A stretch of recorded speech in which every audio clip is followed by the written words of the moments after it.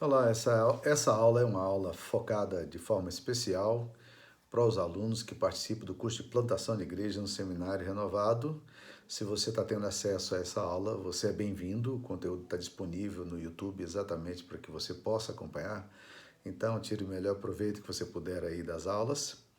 Na semana anterior, nós trabalhamos sobre os fundamentos teológicos para o plantio de igrejas e focamos naquilo que nós chamamos de princípios, que são esses fundamentos teológicos, os princípios que estão ali inerentes. Primeiro, que nós queremos uma igreja bíblica, não poderia ser de forma diferente. Segundo, nós queremos uma igreja cristocêntrica. A pessoa de Cristo tem que ser o centro da pregação, o centro do louvor.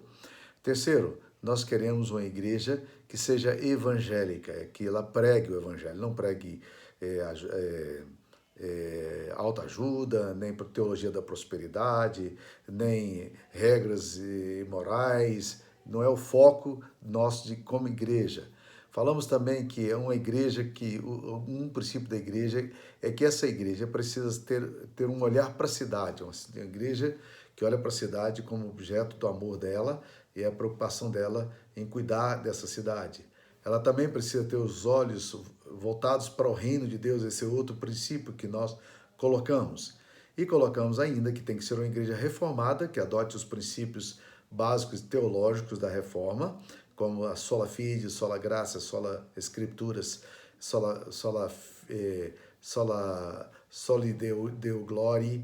E falamos também que ela precisa ser uma igreja missional, que ela tem que aprender a discernir o mover de Deus no meio da história, no contexto em que ela está, e discernir esse mover de Deus e cooperar na obra do Senhor ali, e também uma igreja que seja parceira na evangelização do mundo, uma igreja missionária. Isso são o que nós chamamos de princípios. Hoje eu queria entrar na questão dos fundamentos teológicos para o plantio de igreja, mas entrando numa outra área que eu chamo de valores, tá? Então preste atenção, eu gostaria igualmente de colocar alguns valores que considero extremamente importantes para nós quando nós pensamos em plantar uma igreja. Primeiro, o primeiro valor que eu colocaria aqui deve ser uma igreja santa, uma igreja piedosa, mas uma igreja que não seja legalista nem moralista. Isso é muito importante para nós, sabe por quê? Porque não é muito raro nós encontrarmos igrejas zelosas, mas igrejas legalistas. E isso esvazia a compreensão do evangelho e distancia o pecador. Igrejas são hábeis em consumir as pessoas, devorar as pessoas, principalmente pelo julgamento moral que ela faz. Essa é uma das razões pela qual as pessoas descrentes têm tanta dificuldade para chegar na igreja, por causa do julgamento que elas recebem. E nós precisamos ser uma igreja santa, nós precisamos ser uma igreja piedosa, mas precisamos ser uma igreja acolhedora e amorosa. Eu tive uma experiência muito interessante alguns anos atrás, quando era pastor nos Estados Unidos, e a minha esposa trabalhava com os adolescentes na igreja. Então, um dia, aconteceu uma cena muito interessante, porque um rapaz que era da comunidade, ele apareceu na igreja. E esse rapaz, ele tinha uma caricatura muito estranha. Ele gostava muito de uma roupagem muito agressiva. Ele usava uns casacos de couro com espora, ele colocava um piercing que entrava no ouvido e saía na boca, cheio de tatuagem, colares, e assim, um cara estranhão. E quando ele chegou na igreja, até os meninos que estavam acostumados com esse tipo de coisa na escola, eles ficaram assustados. A minha esposa, muito sabiamente, acolheu esse menino, cuidou desse menino, e ele começou a frequentar a igreja regularmente. Um dia, um diácono da igreja ligou para a Sara e disse: Sara, é o seguinte, esse cara está frequentando a igreja e eu queria dizer que vocês decidem. Ou os meus filhos vão para a igreja, ou esse rapaz. Os dois, eu não vou deixar meus filhos mais irem para a igreja dessa forma. E a minha esposa virou e falou: não, eu já tomei a decisão. Seus filhos não virão mais na igreja, né? Essa é uma coisa complicada. Graças a Deus, esse menino, para vocês terem uma ideia, ele ama Jesus hoje. Quando nós saímos dos Estados Unidos, ele escreveu uma carta para nós. É uma carta das mais lindas que nós já recebemos em toda a nossa história, falando de quão importante foi o acolhimento que nós demos para ele naquele tempo. Ele esteve em minha casa várias vezes com grupos de adolescentes e sempre estranhão, mas casou, é um homem que ama Jesus e está envolvido na obra do Senhor. A igreja de Cristo precisa aprender a fazer essa diferença, né? De ser uma igreja santa, ser uma igreja acolhedora, mas ser uma igreja sem preconceito. Aprender a tratar as pessoas na perspectiva de Jesus, que a Bíblia diz em Mateus 11, que ele é considerado amigo dos publicanos e pecadores. Essa não é realmente um tipo de título que nós gostaríamos de receber, né? Pois ele foi dado ao nosso Senhor Jesus. Segunda coisa que eu diria, dentro dos valores para a plantação de igreja, que eu chamo de uma espiritualidade contagiante. Eu gosto muito de pensar nessa questão de espiritualidade contagiante, porque essa espiritualidade é o tipo de espiritualidade que atinge as pessoas por causa da seriedade com que as pessoas tratam as coisas sagradas. Muitas igrejas, elas não têm essa característica de serem contagiosas na sua forma de ser. E eu gosto muito de lembrar, no livro de Atos, que a Bíblia diz que a igreja primitiva, ela vivia na doutrina dos apóstolos, na comunhão dos santos, e em cada alma havia temor. A palavra temor ali é uma palavra muito interessante, ela é traduzida por espanto também, né?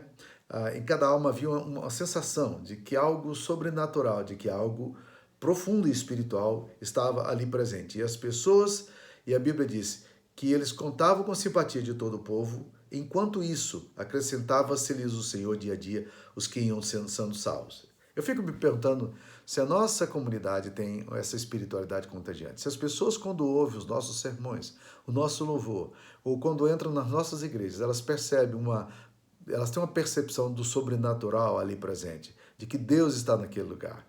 E isso, meus queridos irmãos, é alguma coisa que nós precisamos usar muito, estar muito atento a isso aí. Há alguns anos atrás, eu fui pastor auxiliar do reverendo Adair Sandoval, na Igreja Presbiteriana de Brasília. E ele tinha um momento no culto dele em que ele fazia o que ele chamava de oração de graça e bênção. Até hoje eu faço isso. Eu chamo as pessoas, quando chegam na igreja, no culto, eu chamo as pessoas, vem cá para frente para a gente poder orar. Esse é o momento de orar por você, pela sua enfermidade, pelo seu desemprego, pelas lutas que você tem enfrentado, por sua família. E é interessante ouvir os testemunhos das pessoas que chegam ali na igreja e que estão procurando uma resposta e que de repente são tocadas por essa atitude da igreja de contagiar as pessoas que estão ali presentes. Os presbíteros vêm para frente, algumas irmãs piedosas junto aquelas pessoas que são visitantes, tocam nelas.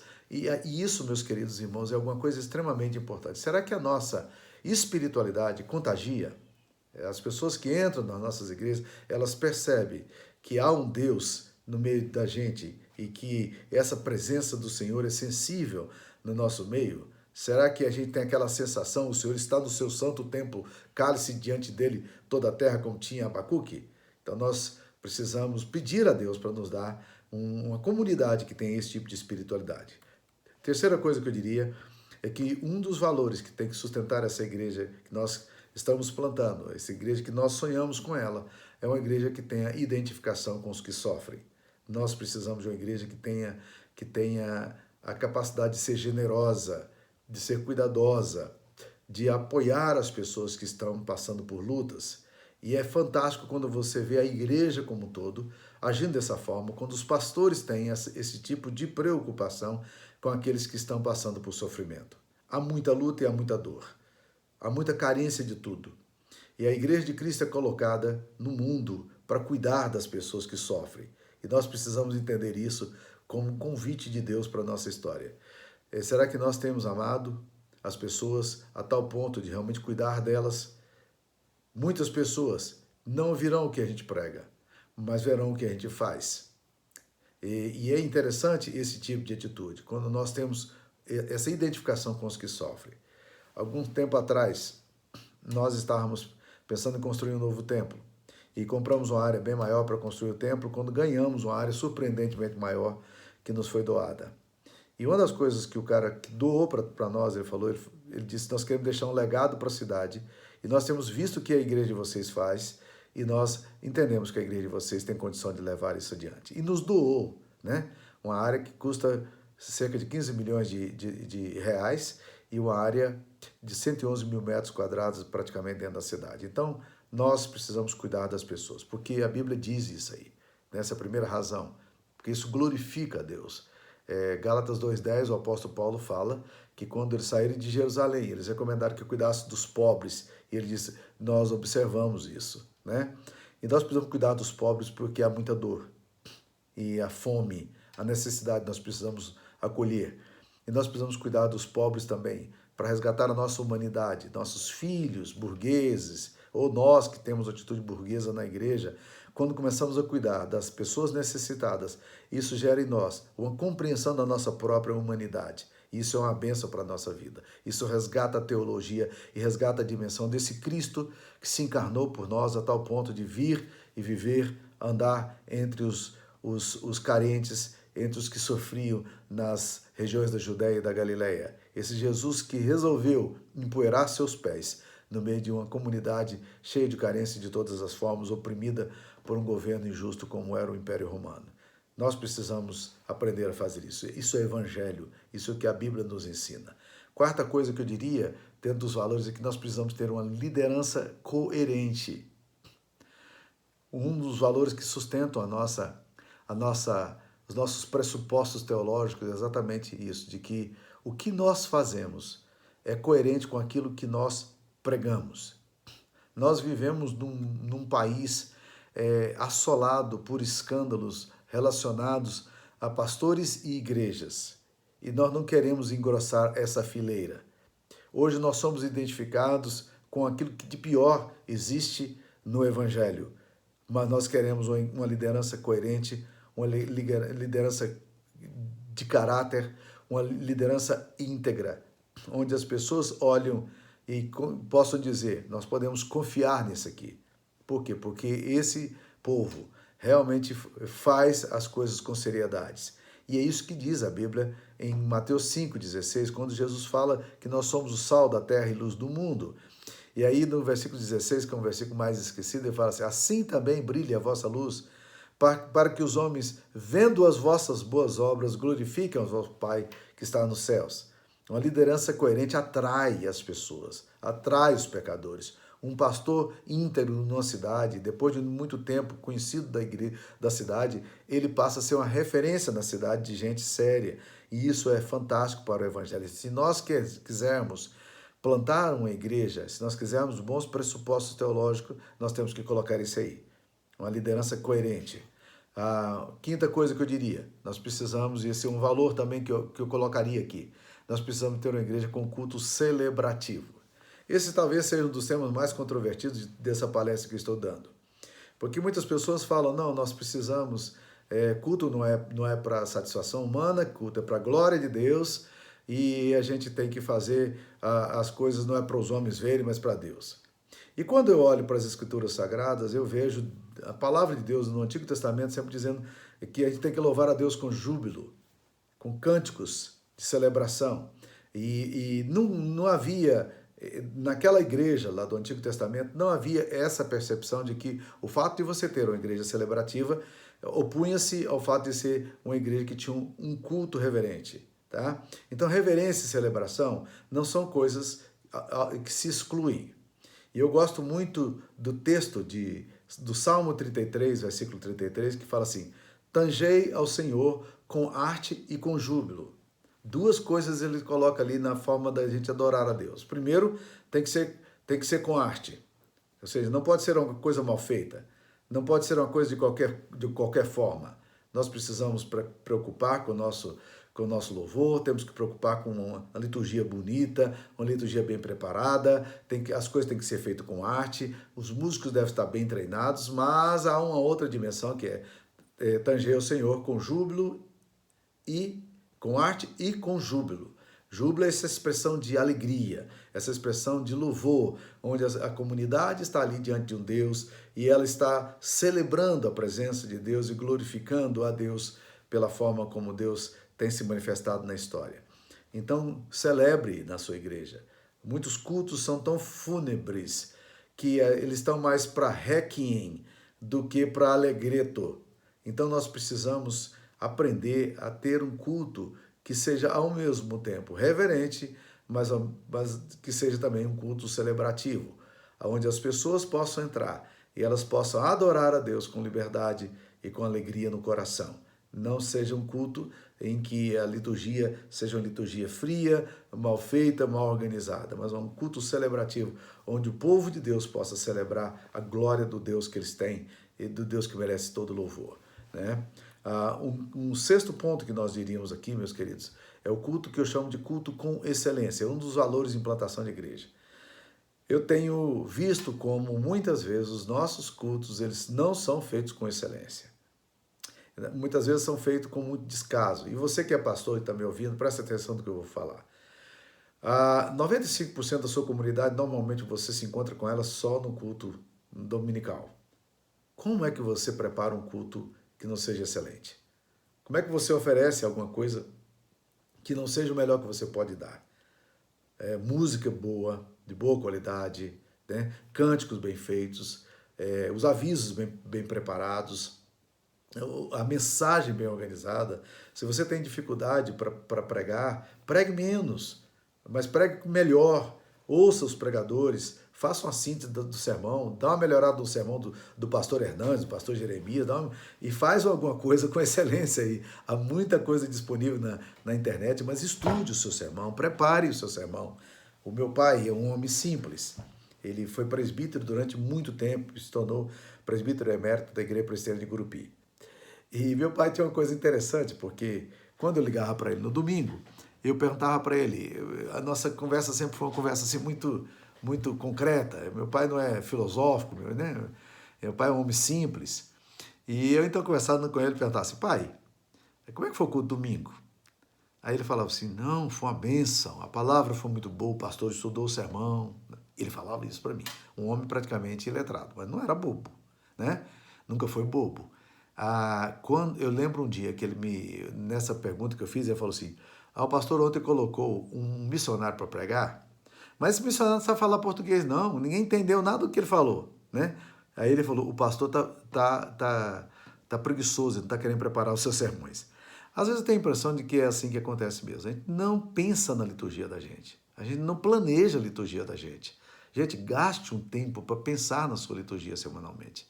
Isso é algo importante. Prepare o seu culto com excelência. É assim que tem que ser feito. Não leve alguma coisa mal feita. Não leve... Existe uma mania nas igrejas de colocar presbíteros para lerem textos da Bíblia para participar da liturgia. Mas alguns presbíteros, infelizmente, eles não sabem ler a Bíblia, eles não sabem ler publicamente, eles não sabem se expressar publicamente. Se você quer dar uma atividade, então, e se ele sabe orar em público, coloque ele para orar, né? E não para dar um aviso que ele não sabe fazer, né? Então, há igrejas, inclusive, se você que já é de geração mais jovem, pode preparar os seus avisos de uma forma muito mais produtiva, gastando muito menos tempo, fazendo um culto menor, um culto mais enxuto, bem adequado. O quadro de avisos costuma ser um consumidor de tempo no nosso culto, tá? Prepare bem, faça as coisas bonitinhas. Eu já vi esses pastores jovens preparando coisas com vinhetas, com multimídia, e isso dá um toque maravilhoso de quem planejou o aviso da semana. Então, faça o seu culto com excelência. Uma outra coisa que eu diria, meu querido irmão, dentro dos valores, é que nós devemos ser uma igreja que ame a cidade onde estamos e o lugar onde nós estamos ministrando. Eu tenho percebido que alguns pastores não gostam dos lugares onde eles estão morando. Eles foram designados pelo presbitério, mas estão loucos para sair daí. Eles não gostam daquele lugar. E a igreja percebe isso. Eu me lembro de um pastor que veio para trabalhar com a gente, de um seminarista, e tudo quanto era coisa negativa, ele falava da igreja local, da cidade local, né? E ele era crítico da cultura, ele era crítico dos goianos, né? E, óbvio, esse cara não deu certo mesmo na igreja, não conseguiu emplacar, porque, o erro dele foi ele mesmo, tá? Ele não se identificou com o povo. Eu me lembro também de um outro pastor que veio, e ele foi trabalhar numa determinada cidade, e ele não entendeu a cultura da cidade, ele não gostava do jeito das pessoas. Há uma piadinha boa para isso aí, para a gente poder pensar, de um cara que foi trabalhar na fronteira do Brasil com a Argentina. E todos os exemplos que ele usava, negativos, eram de argentinos. E a comunidade era composta de povos de língua hispânica e língua portuguesa. Mas todos os comentários, todas as piadas que ele fazia era para denegrir a imagem dos argentinos. E os argentinos da comunidade gostavam do pastor, mas tinham essa observação. Um dia, quando o bispo foi procurar e foi visitar a igreja, um grupo da comunidade procurou o bispo e disse: olha, pastor, olha, bispo, nós gostamos muito do pastor, mas ele tem esse defeito, ele fala sempre mal da gente. Dá para conversar com ele, para ele ficar mais atento para isso aí, porque isso afasta os visitantes e tudo, né? E o bispo foi lá conversar com ele, o advertiu, falou para ele que o feedback ele recebeu, e ele concordou com isso. Ele admitiu que realmente ele tinha certo preconceito em relação aos argentinos. E no domingo seguinte era Santa Ceia. E ele foi falar sobre a Santa Ceia, e quando ele foi falar sobre a Santa Ceia, mantendo alerta daquilo que ele tinha ouvido do bispo, muito cuidadosamente, ele virou e falou: bem, irmãos, então Jesus estava ali com seus discípulos e de repente participando da ceia, quando Judas então, Jesus falou: um de vocês é o traidor. Judas então olhou para Jesus e falou assim: acaso sou eu, Senhor? Né? Então, às vezes é isso que a gente faz. Você gosta da cidade onde você está? Se você não gosta, ore para que Deus te dê amor por essa cidade. A igreja precisa estar plantada na cidade, ser da cidade, servir a cidade e estar disponível para a cidade. Então, um pastor que ama a sua cidade, um pastor que tem prazer na cidade, isso é uma bênção. Eu tenho uma espécie de irritabilidade com missionários e, eventualmente, com pastores que vão para os campos e as piores fotografias que eles podem ter, talvez para despertar piedade das pessoas, né? Talvez para levantar recursos financeiros, eles vão lá e tiram fotografia do lixão da cidade, daqueles meninos mais pobres. Gente, se eu sair daqui em Anápolis e sair procurando pessoas de periferia, pessoas carentes, eu vou encontrar um monte, tá? Mas eles não consideram, e nos relatórios deles, eles não falam da beleza que existe no lugar onde estão, né? Daquilo que eles estão experimentando naquele lugar, quão acolhedor aquele povo é, né? Às vezes é gente simples. Eu fui pastor em Formoso das Trombas, lá na divisa de Goiás com Tocantins. Foi o meu primeiro campo. Gente, que lugar abençoado que eu tive. Foi uma experiência memorável. Meu primeiro ano de ministério, estava com 21 anos, mas como eu fui amado, como eu tive ali, eu era solteiro ainda, como eu tive pais que cuidavam de mim, mães que cuidavam de mim, pessoas que me acolhiam e me amavam. E fui para Minaçu a mesma coisa, trabalhava com comunidade simples, e não posso nunca esquecer do Sr. Gessi me acolhendo ali na sua casa, né?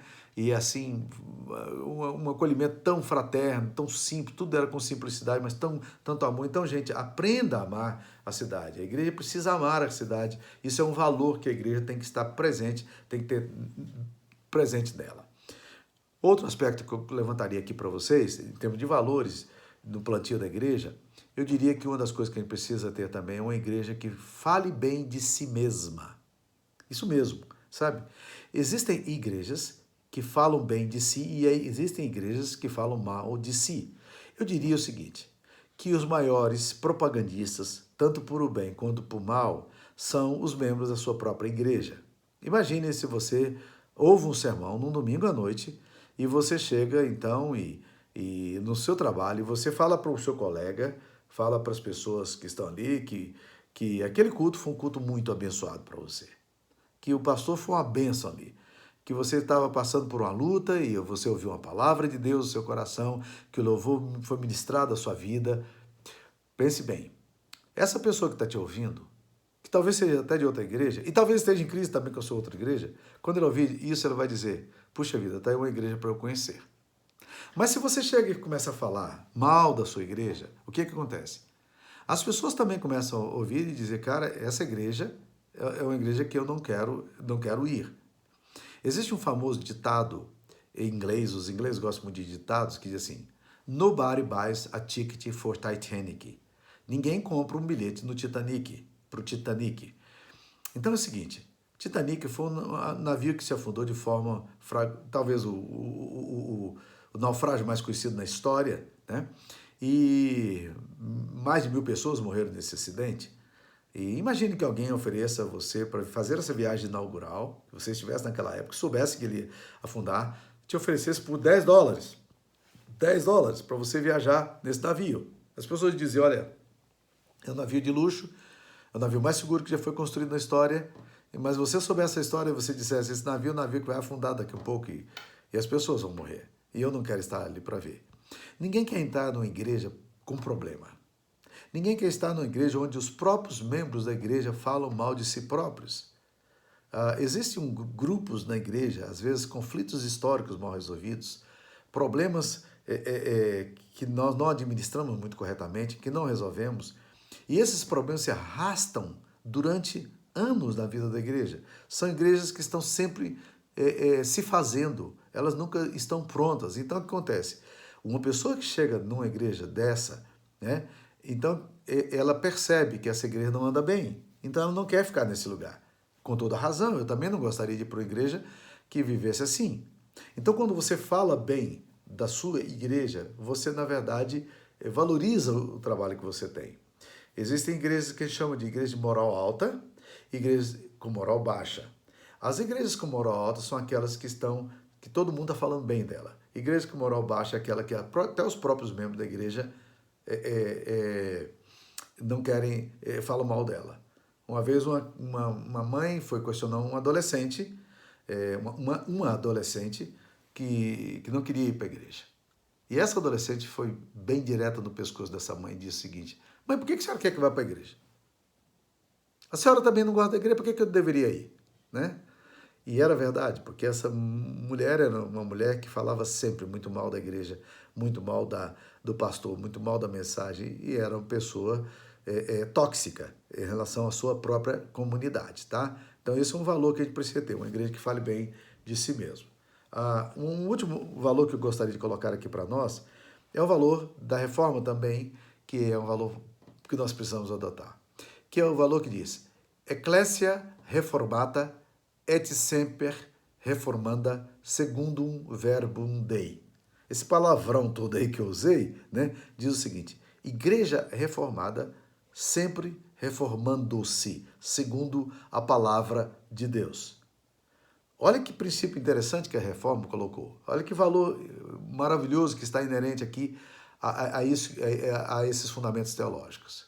Nós estamos dizendo o seguinte, que nenhuma igreja tem todas as coisas prontas. Nenhuma igreja está resolvida e ela precisa estar atenta para aquilo que está acontecendo, para ela reformar quando ela precisar reformar. Muitas vezes a igreja ela precisa de reforma teológica, porque ela vai perdendo a sua compreensão do evangelho. Eu acho que a igreja evangélica brasileira hoje, por exemplo, ela precisa de uma retomada nos princípios da reforma. Já seria uma benção se os princípios da reforma fossem adotados. Eu estou falando só dos 5 princípios da reforma, só das solas. Sola fide, sola graça, sola Christus, soli Deo gloria, né? E sola escrituras. Só esses princípios aqui já seriam fantásticos se a igreja evangélica do Brasil adotasse, né?